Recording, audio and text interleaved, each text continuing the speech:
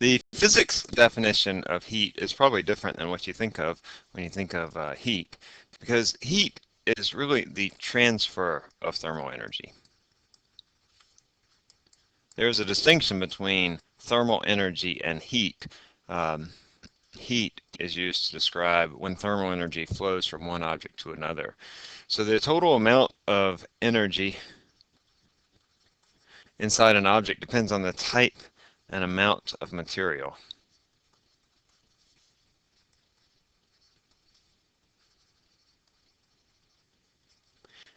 Um, and the total energy that's within an object is called the thermal energy. It's dependent on the type and amount of material, but of course it's also dependent upon the temperature. So the total amount of thermal energy is dependent upon the temperature, but then also on the type and amount of material. I want to define something called thermal contact, and I have a demo that I want to show you, or a video online that's about thermal contact, thermal equilibrium, and thermal conductivity. So thermal contact, thermal equilibrium, and thermal conductivity.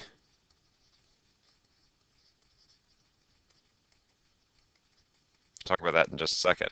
So imagine that you have a fire, and then you have somebody who's camping, and they have a stick that they have in the fire. Uh,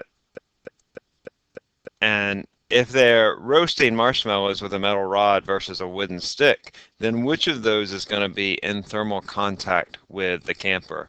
Well, the metal rod has a greater rate of thermal conductivity. That is to say that the metal rod conducts heat, or conducts thermal energy,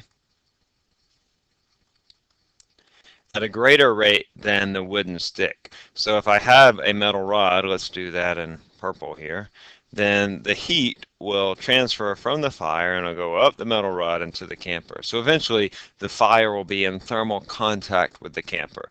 Camper's not touching the fire, but the fire and the camper are transferring heat in equilibrium. When you have an object that is in equilibrium, that means that there is no flow of heat between the two objects. And this occurs only when the two objects have the same temperature. So if the two objects are in contact with one another and they have the same temperature, then they are said to be in thermal equilibrium. Temperature changes occur when heat flows from one object to another, but heat can also cause materials to change phase. So let's talk about the different phases that we have. Of course, there are three phases: solid, liquid, and gas. Let's say that there is a fourth phase as well, and that is called a plasma. A plasma is an ionized gas. So a plasma occurs when all the electrons and the protons are completely dissociated. That means that there are no electrons buzzing around the protons, that they're all ionized. Solid, of course, a solid is a material where the atoms are in a rigid structure with one another. A liquid means that the atoms sort of flow around one another, and a gas is one in which the atoms of the material fill whatever space it's in. So here I have a diagram that describes the energy that you put into the material and how it moves from one phase to another. So from a solid, it would move to a liquid as you add energy. That would be called melting. As you move from a liquid to a gas, adding energy, that's called vaporization. By the way, the opposite is also true. We'll come back to that in just a second. You can have moving from a solid to a gas. That's called sublimation. That's usually not the case, but we will look primarily at solid to liquid to gas. And then if I ionize a gas, then that becomes a plasma. So phase changes occur as we move from a solid to a liquid to a gas.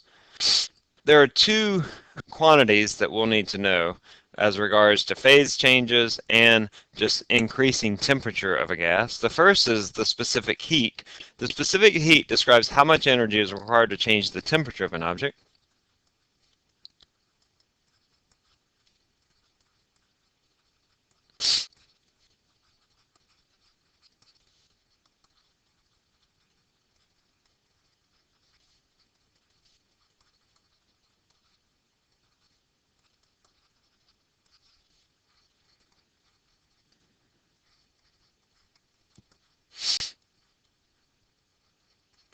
And the specific heat becomes relevant in this equation. Q is equal to mc delta T. Here Q is the heat. Remember, the heat is the flow of energy. M, of course, is mass. C is our specific heat, and T is our temperature, our change in temperature. So our specific heat is the variable C that we'll use, and it has a unit of kilogram joules per second, or excuse me, kilogram joules per degree Celsius, or Kelvin. Latent heat is the energy required to change phase.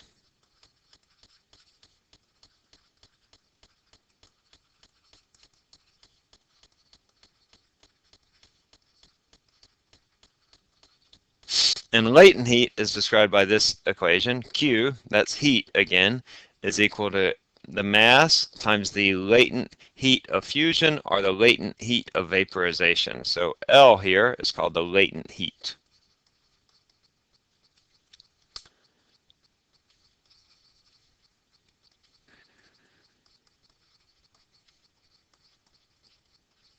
Either the latent heat of fusion, that means solid to liquid. I'll describe what this means in just a second. Or the latent heat of vaporization.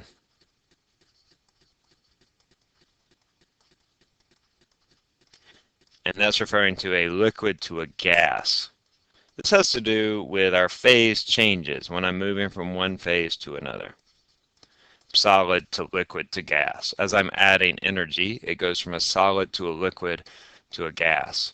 And so the calorimetry is the study of energy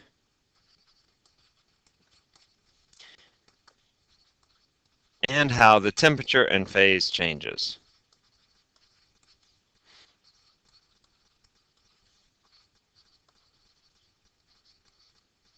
So far I have two equations. They're both important. Q is equal to mc delta T, and Q is equal to M times L. And then in this equation, Q is equal to M times L, we're going to have two subset equations. Q is equal to M times LF. That's for fusion, going from solid to a gas, solid to a liquid, or a liquid to a solid. And then Q is equal to ML times V. That's the latent heat of vaporization. So I have two equations that describe these. This diagram is really useful in helping us to understand how this study of calorimetry is used when we're looking at the phase change for water. So water goes from ice to liquid water to steam. And each change in phase requires a certain amount of energy. That's what this axis has. It is a measure of energy. And then over on this axis, I have the temperature. So as I add energy, as you would think, the temperature goes up. So we start here with ice, and I move through adding energy up to a certain point until I get to 0 degrees. That is the freezing point of ice. So Q equals mc delta T describes this change in temperature. As I add heat to this certain mass of ice, which has a certain specific heat, I change its temperature by a certain amount. That is Q equals mc delta T. Then I move the ice from being 0 degree ice to 0 degree water. So within this phase, as I'm adding energy to this ice, some of the ice melts and becomes water. It's still at the same temperature because I can have water at 0 degrees Celsius or I can have ice at 0 degrees Celsius. So I'm moving from having solid ice at 0 degrees Celsius to having liquid water at 0 degrees Celsius. The equation that describes this is going to be Q equals M times L times LF, which is our latent heat of fusion. Then I take that 0 degree water and I add heat to it, changing it to 100-degree water. I can determine the amount of energy required here by Q equals MC delta T. And then I take this 100-degree water, which is still liquid, but at 100 degrees Celsius, the boiling point of water, and I have to add additional heat, additional energy, and this is given by Q equals M times the latent heat of vaporization. The latent heat of vaporization for water is really big, so that's why steam is such a more drastic burn. If you burn yourself with steam than if you burn yourself with water, it's a more damaging burn just because it has all of this energy that's associated with it. And also, this will describe why sweating is such an efficient process of heat removal from the body, because the latent heat of vaporization for water is so high. Here I have 100-degree steam, and I can have steam at a higher temperature, which as I add more and more heat, that temperature of the steam increases more and more. All right, so that's the study of calorimetry. I have a video or an MP3 that I'll share with you as well.